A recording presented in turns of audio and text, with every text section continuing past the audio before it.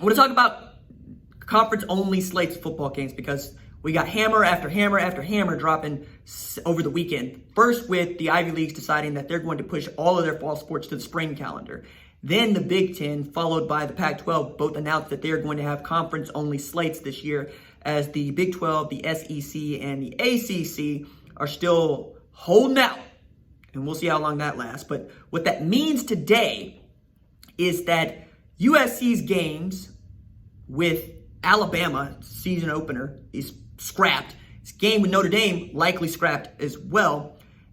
And we're also talking about Florida State being in jeopardy, right? And of course, Ohio State, Oregon is off. But knowing all of that, what is a conference-only slate going to look like? Okay? So lots of ideas that are floating around here, and I think there's some good ones. And I want to start with everybody playing 10 games.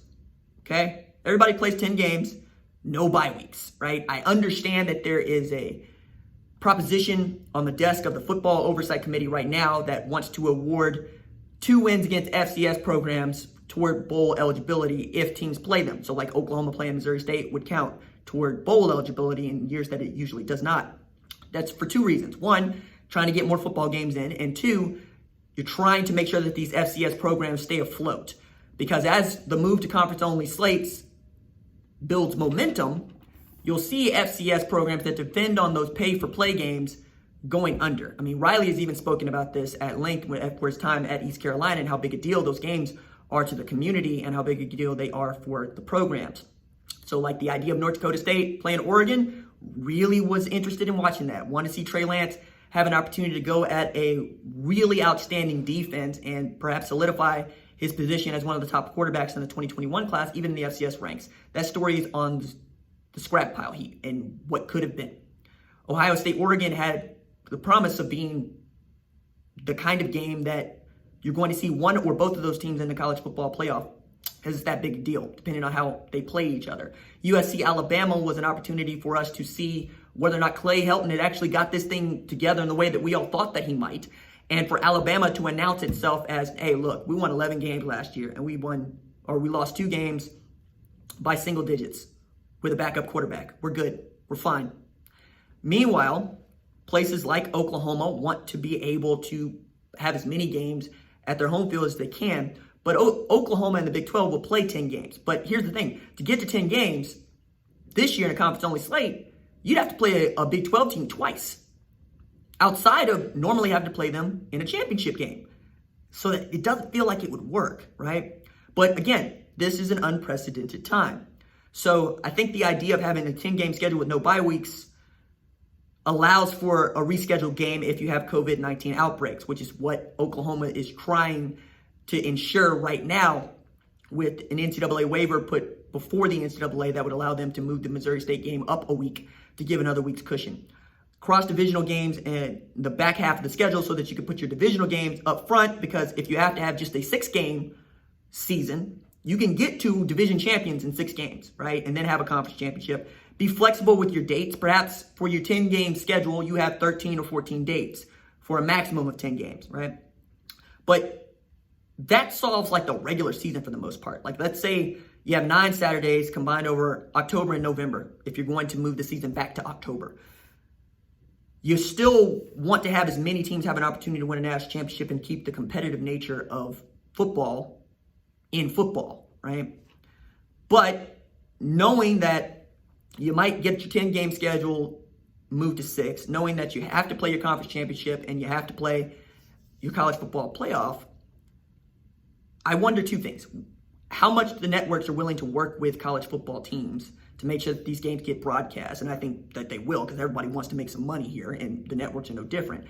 But I see an argument for expanding the playoff from 4 teams to 8 teams, because you don't have any big-time non-conference games, right? Those are gone. It'd be more difficult to properly judge like these SEC, Pac-12, Big 10, ACC, Big 12 teams anyway. But Power 5 champs receiving an automatic bid would be one way to make sure that 5 of those teams get into an 8-team playoff.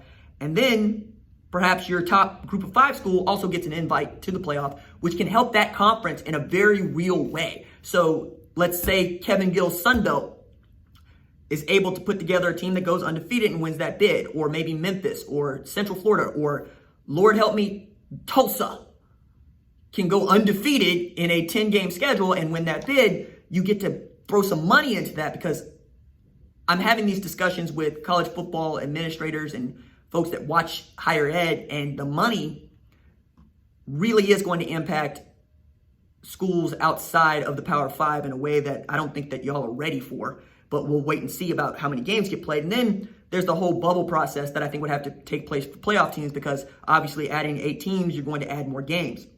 So if you add more games, you're going to have to make sure that these kids are in the best possible position to be able to compete, and you have your competitive balance. However, I'm not so certain that any of that should happen, right? The more that I look at the data and the more I look at the trend lines, the more likely I am to say, nah, man, give everybody a year of eligibility and put everything on hold for a year.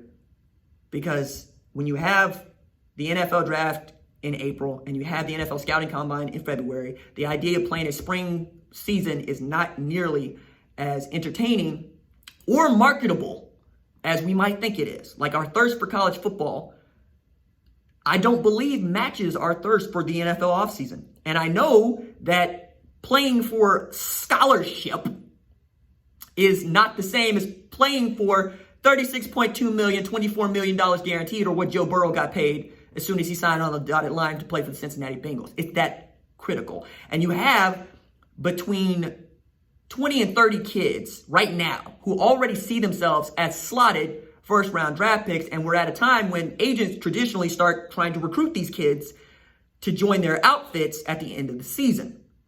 So you want to avoid a season in the spring at all costs, because the NFL, shocker here, isn't going to move the NFL draft to accommodate your college football season. That ain't how that's going to go.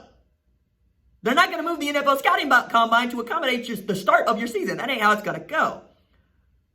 But as we continue to try to MacGyver some stuff, into finagling college football, we're also going to expose this population of really, really underprivileged kids, and kids that don't necessarily have the best home environment and come from places that aren't all well-to-do and don't all have great healthcare systems. I mean, I'm doing the literature, or doing the research, reading the literature on this, and it's just not a good look, because the argument that we could make 3 months ago about the trend numbers going down is not the argument that we get to make today. The numbers are rising exponentially. And that matters. And we're asking college kids to take care of themselves. Yo, man, Ole Miss held Rush in June. Shocker here. They have tremendously high COVID-19 positive numbers. And you're telling me that you trust fraternities to keep a lid on COVID. Man, bet your house against that, because I want to own your property. Goodness me. No, they're only going to put so many kids back in school. In some places, Stanford's going to go with the rolling thing. Oberlin's going to go to a 3-semester kind of deal. 40% of Harvard's undergrads are going to be invited back. But University of Oklahoma, Oklahoma State, Tulsa, they're all inviting the kids back. No, it's going to be fine. And it's getting political really quick, because we got politicians telling us that the kids got to go back to school. Even as parents, you're like, I don't really feel safe about that. Well, that's your prerogative, but you're also trying to lead the kids back. But if you go to the virtual stuff, we have data to show that most public schools aren't fit for the virtual stuff. And even in college, where we were forced to do the virtual stuff with like Blackboard learning and whatnot, it's trash. It sucks. I hated it. Talking to your professors is difficult. Having conversation and discussion is difficult. Not everybody is on the same reading level, and not everybody is on the same work level. And what is good for some students is not good for others. I can only imagine what somebody who is presented with dyslexia is having to do with this. You need to be able to speak. You need to be able to verbalize what's going on here. You need to be able to explain why you're not getting it. That happens in a classroom setting, in a classroom environment. But if you can't have that, let's not penalize everybody. Especially if you were in a position right now where you could do something different. Instead of trying to, hey, let's come up with a way to add a game to the Big Ten conference schedule and add a game to the Big 12 conference schedule because we want to go conference only. And because Kevin Warren didn't have a conversation with anybody that makes decisions about this, everybody's having to follow in what he's doing. So now we're looking at a conference schedule for Alabama. Let's say the SEC goes to conference only slate. That we at Ole Miss, Mississippi State at home, at LSU, at Arkansas, Texas A&M at home, Auburn at home, at Kentucky, right? With Alabama last traveled to Kentucky in 2013 and last hosted South Carolina in 2009. Then you get Georgia at home, at Tennessee, out South Carolina, right? Because the game that everybody actually wants to see in September is a cross-divisional matchup, Alabama, Georgia. Now you got to move that game to the back of the calendar to make sure you get your SEC West games in first, because there's no guarantee that you would even be able to get through October unscathed when it comes to the COVID. And now we're actually having discussions about kids going both ways, which I enjoy, but not under these circumstances. Like, I would genuinely love to see if Creed Humphrey could play nose and center, but not under these circumstances. I want to know if Theo Weiss can play wide receiver and safety, but not under these circumstances. You know, like your best linebacker being your fullback. And for what? So that we get to watch college football? Because there's a bunch of people that ain't going to be going to the games.